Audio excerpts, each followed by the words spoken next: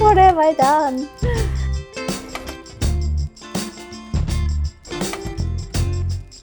It's a mess. It's a huge mess. Hi, I'm Kristina from Leafy Luster and I have some plant chores to do.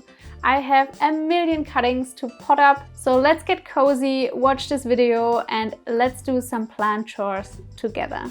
Welcome to the floor once again. I'm just now remoistening the cocoa coir I'm going to use. This is going to be a really quick and easy soil mix. Orchid bark, perlite, just some general soil mix from the store, and the cocoa coir. I also add in some slow release osmocote fertilizer, and that's pretty much it. And for anyone interested, I have a video on my soil right here where I mention all of the products in detail and the ratios I use them in.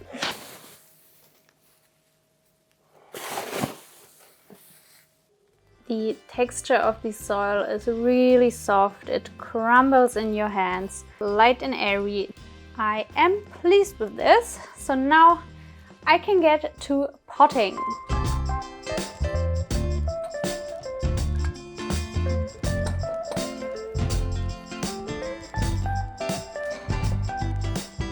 Ta-da!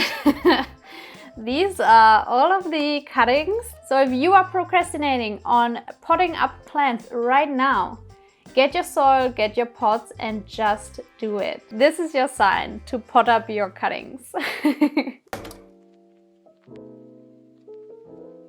It's actually a nice setup. I'm a little bit overwhelmed, but I guess that's normal, and once you start it will be fine. Plus I need some of my drinking glasses back because I always just use whatever vessels I have at hand immediately, and then well, we're out of glasses. And yes, I do collect old glass jars as well. To make the video a little bit more entertaining, I want to add another layer of interest. I recently asked you guys in my community tab for questions you get asked often, especially by non-planty people. And I've got quite a lot of comments, so thank you to everyone. You guys really came through and shared your experiences with me, so I just want to read them today and give my 2 cents on them as well. Starting with the first little glass jar, we have a Scindapsus pictus exotica in there and some random Adansonii cuttings as well. I have my typical stack of nursery pots right here. These are really cheap, like 10 cents per pot, so I can really nicely calculate how much I'm spending when I'm selling those later on. So I'm just going to check out the roots, separate the plants if necessary, and then pot them up. Now adding in some soil. Number 1 is done, and with this I want to hear your guesses right now in the comments. I want to know how many pots will I have at the end of this repotting session. I'm saying, oof, this is hard. I'm saying 50 pots. We're locking it in. So number 1, and I am stacking them right here in this watering tray. Next is this Alocasia Polly. She needs a pot because she's currently just in sphagnum moss. So let's dive into the comments, shall we? Creepy Gallery said, one of the questions I get for my plants and my pets is, how do you look after them if you go away for work or something else? Well, this is a question I recently had to ask myself as well. You can't really ask just anyone to take care of your plants. Sometimes you don't have family or friends living close to you that you can ask. So in my case, I just asked my neighbor.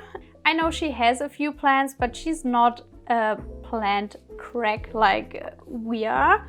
So I was kind of nervous, but I tried to make it as easy as possible for her. I bought these watering trays. I stuck all of my propagations into boxes so they wouldn't have to be watered at all. And before I left, I showed her around, explicitly told her what to water and what not to water, and it worked out fine. I don't think I've lost a single plant. In case you don't have anyone you can ask, there are also watering solutions, electric watering solutions, which is just those big tanks where there's a pump inside, and then once a day it turns on and waters all of the connected pots.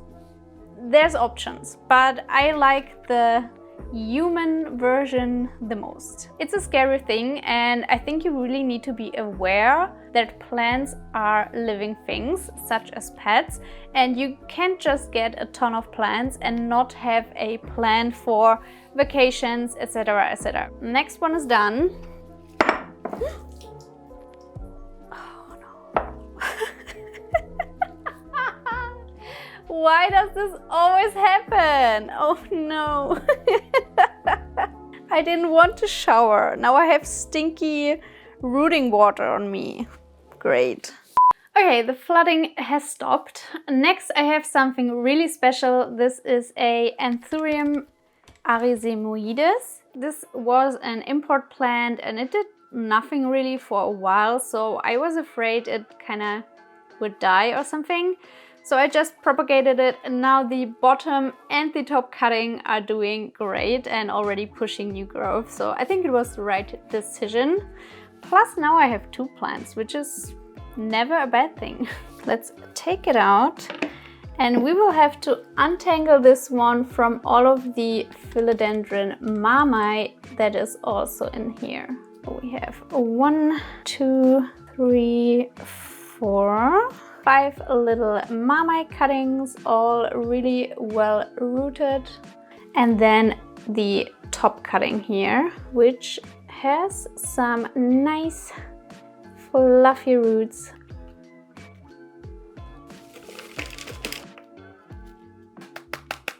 Ta-da! Next one. And now let's tackle all of these beautiful little mammae cuttings. Now the next question I want to read is from Michelle Monstera. She has her own YouTube channel, and she often gets asked, how do you keep your pets away from your plants? She has 2 cats. Since I don't have children or pets, I can't really tell you a lot about that. I would need to do some research on that. Another question is, how much do you spend on your energy bill each month with these extra plant lights? And that is a question that I also asked myself already. I mean, I have like 1, 2, 3, 4, 5, 6, 7. I have 7 additional lights in various strengths in my home, and obviously they do need energy. And now more than ever, this is an important question. Number 1 is done. I don't have the numbers in my mind now, but I will calculate it later and put the energy cost that I have in my home right here. I hope it's not so much. And these are already the high prices. The good thing is, since I am propagating and selling those plants, they kind of pay off themselves or their energy bill, which is pretty nice. And there's still a market for plants. It's not as big as it was in pandemic times, but you can still sell cuttings online, for example, locally. And with this, we have 5 more pots done. It's getting a little bit more empty. That is good. Next, let's check out this glass. I think these are done though. These are not ready yet. Oh, I have 1 more little mammae cutting in moss. Oh, it's 2 actually. These are some of my last moss propagations because I hate propagating in moss. The roots always get tangled and destroyed when untangling, and I just think there are better ways to propagate than sphagnum moss. I think I'm going to put both into one since they are so small. This is the Philodendron Pink Princess. My boyfriend usually keeps in his office. It did revert into green mostly, but recently it has pushed out some pink again, and he propagated it all by himself.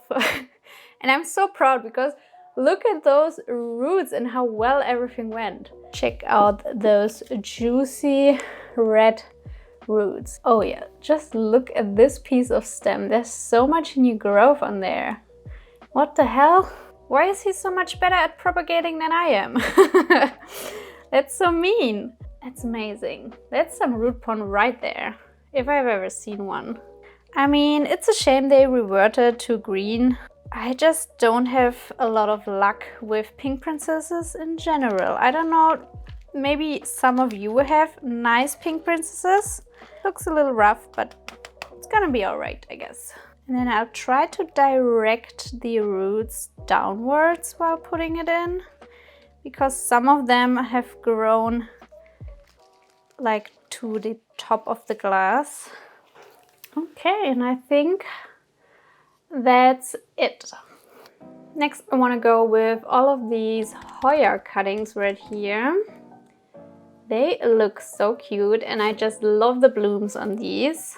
They already got some good root system, I think, so I will go ahead and put those up.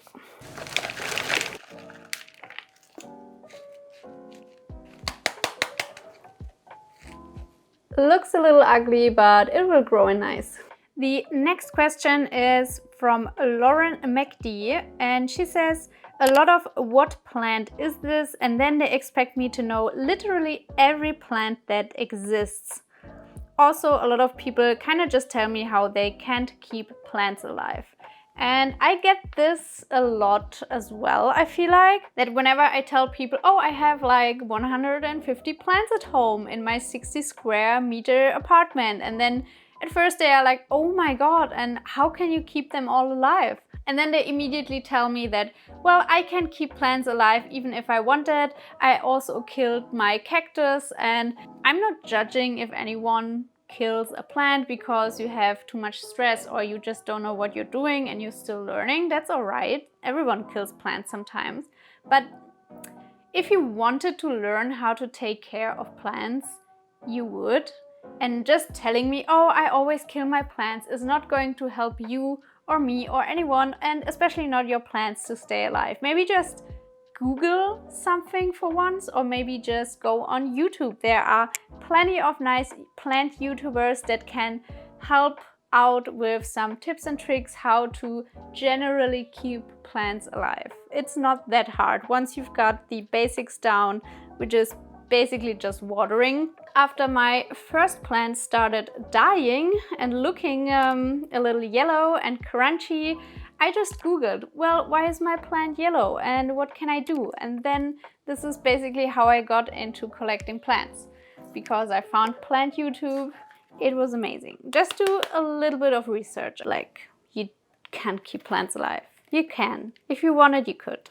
Of course, most of us plant freaks do know a lot of plants. Most probably you can tell which genus it is or where it comes from, but I cannot tell you everything about every plant. I'm not a botanist, you know?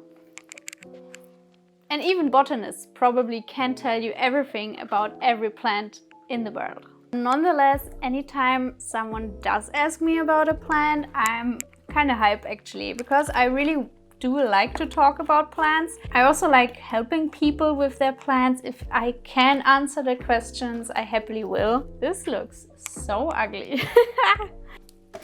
I should really be a little bit more careful where I cut the propagations, because sometimes these stems are too long and then I can't really pot it up properly and it's just annoying.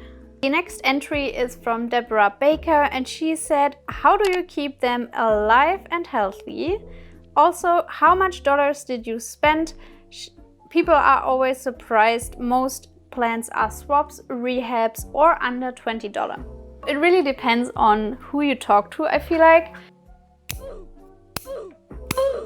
A lot of non-planty people expect plants to be way cheaper. That is at least my experience. But it's true, if you are someone who buys plants as cuttings and then grows them into bigger plants, you can get away with really cheap but still fancy plants, and that's mostly how I did it myself. On the other hand, I did recently make a video about all of my most expensive plants? Because that was a question that I'm getting often as well. And some of them are really expensive. Definitely not under 20. So you should check out the video if you haven't yet. It's a really good one in my opinion.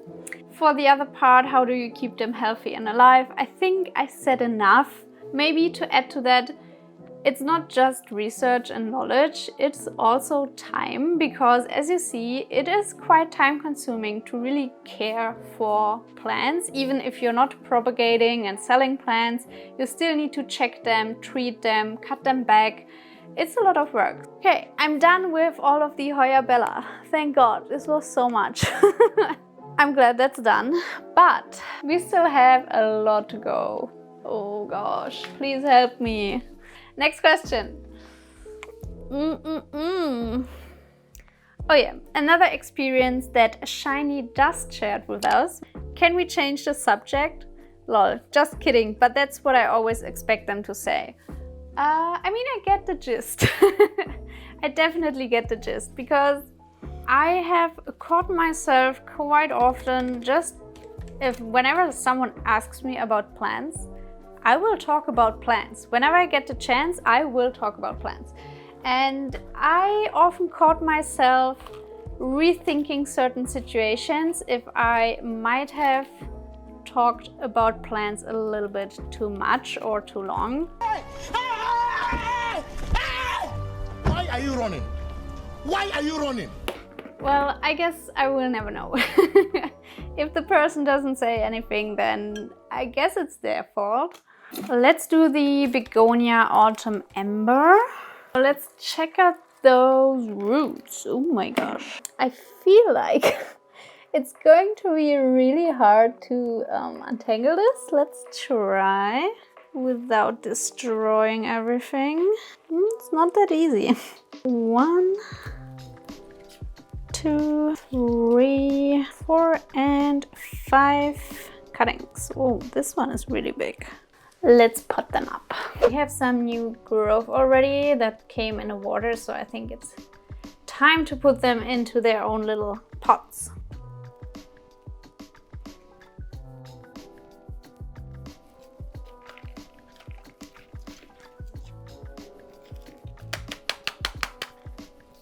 Three more pots to go.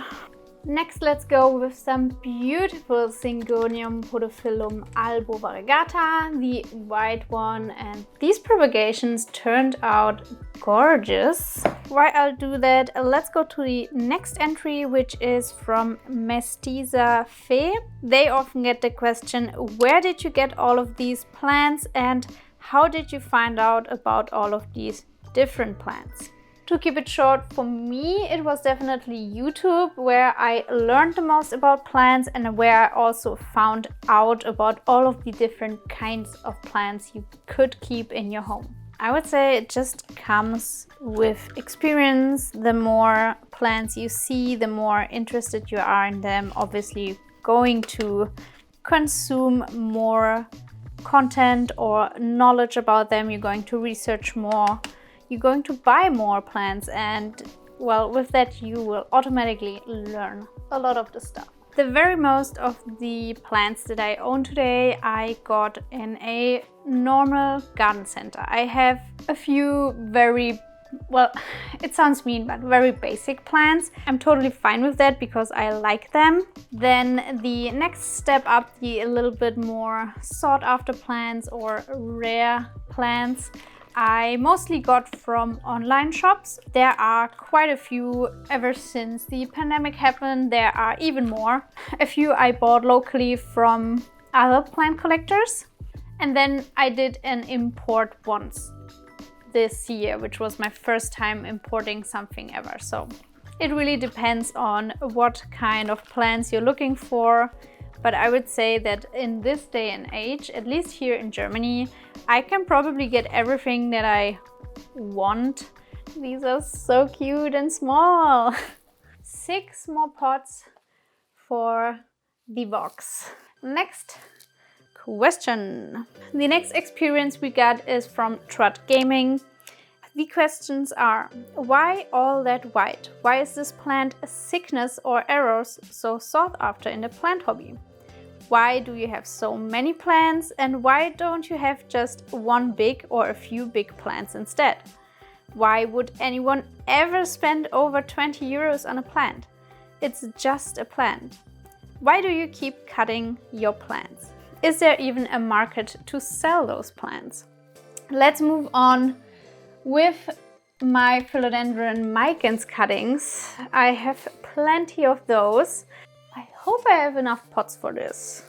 I'm going to prepare a few and then hopefully rush through this a little bit. I'm making such a mess today. I'll be cleaning up later on. Just look at this. And I think it's just basic human nature that we like to have stuff that no one else has. And since the variegation is just a mutation that can be quite rare, which, well, it looks interesting in my opinion. And also it's like a surprise each time a new leaf comes in, because you never know how it will look like. So I like this added element of surprise. On the other hand, there is no real added value through the variegation other than it being more rare. I think it's a normal thing for us to collect things, especially if you can have something that is, well, in some sort special. Obviously, marketing also plays a big role in that. These pots look ugly as hell. Why would anyone have so many plants? For me, I started before COVID, so I don't have the excuse of COVID and loneliness and quarantine. So I just have an issue. I found out about plants, as I said, and at first it was just super interesting, something nice to put in your home. And I feel like for me, it quickly developed into almost a shopping addiction.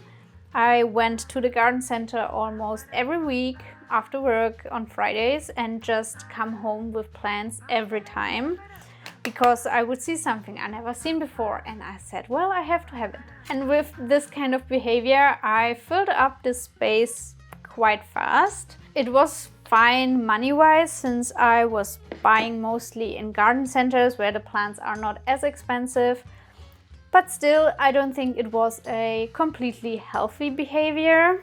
With space getting tighter and tighter, I thought a little bit more about my purchases. I came to the conclusion that this is not healthy, it has to stop, and I should think a little bit more before I buy any new plants. And ever since, I don't feel like I have a problem with shopping addiction, but I definitely had to go through the motions and emotions and learn from my mistakes. Maybe everyone needs to make their experiences with shopping for plants and how to have a healthy relationship to that. I made one giant pot of Philodendron micans because I couldn't be bothered to split it up into tiny little pots, and it was just too much and it was just taking too long. So I am hopefully going to have another giant pot of micans in the future. To move on in the entries, we have Arthur Gray, and here we have a ton of questions. Why so many plants? Can't you do something better with your time? How much have you spent on them? That's a lot of money on something you can just go get outside. They live in upstate New York. Like, how can you get tropical plants up there? How do you get your cats to not eat them? What is this? And it's some random outdoor plant across the world. We had that one already.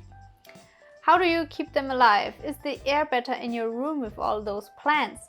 Why is this dying? In regards to a yellow variegated plant having yellow variegation. Shouldn't you be watering them every day? Hello, every day? If you want to kill your plants, yes. Why do you cut your plants? Doesn't that kill them? What is this one called again?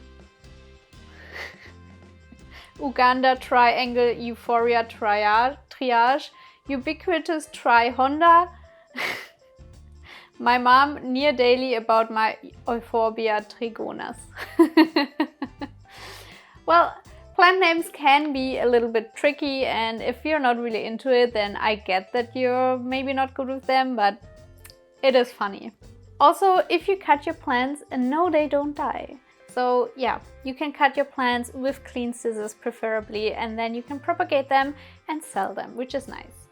So you see, there are a lot of questions about houseplants apparently. Oh, and I don't think I ever noticed the air being better with all those plants.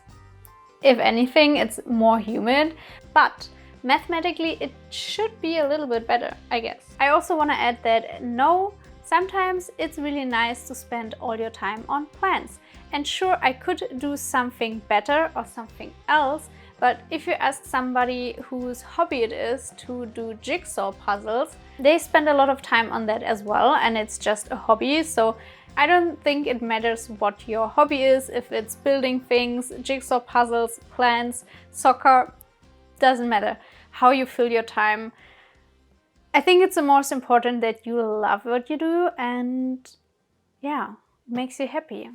And if plants make you happy, then do plants. Anyway, next plant is this leca propagation of Monstera standeliana. We have some really nicely variegated leaves in here, and I'm really curious to see because the rootage is really good.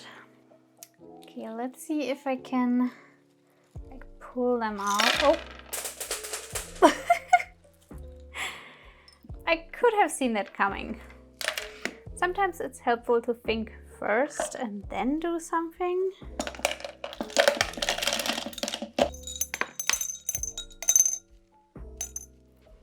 So I just want to remove the leca that is not attached to the roots, so everything that comes off by itself.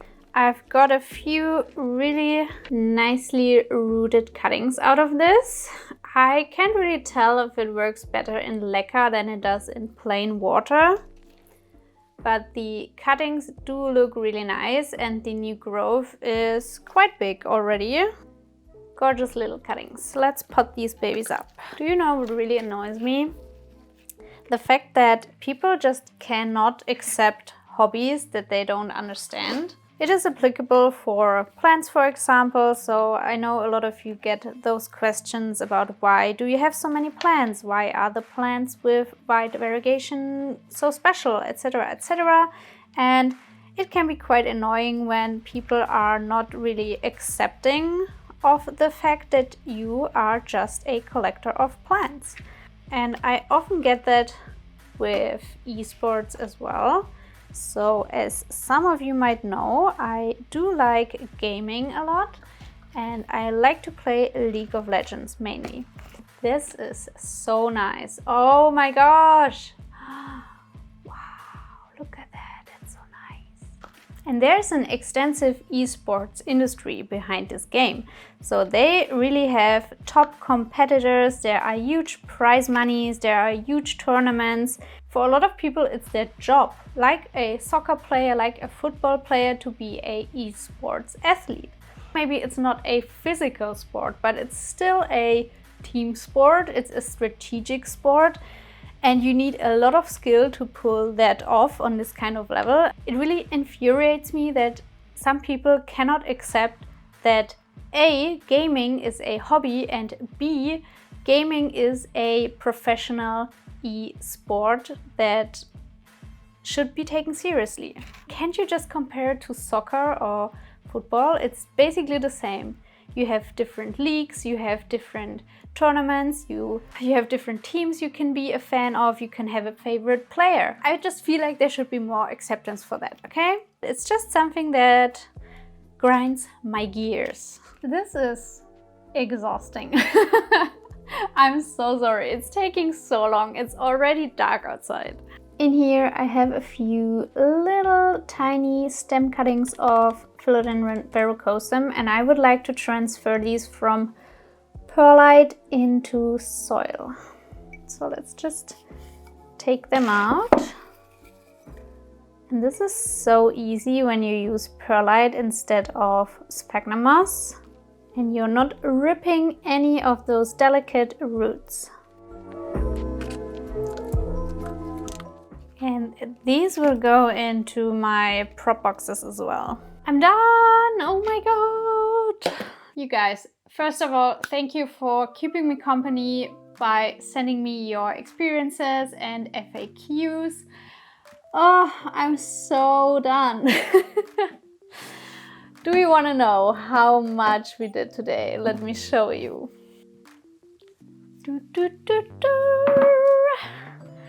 We filled up one whole tray. Oh my god, that's a lot.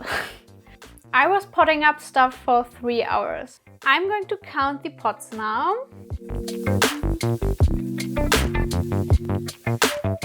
It's 48 pots. Hello? My guess was really good. I said 50, right? Oh, that was a really good guess. I'm getting better at this. I'm really curious to see what you guys' guesses were. Oh my god. I swear I can speak English. If you are into over-exaggerated, long extended, huge potting or propagating videos, then watch this video next because it was great fun as well. I'll see you next time. Until then, enjoy your plants and goodbye! I did cut my hair with a Bread Mondo tutorial yesterday.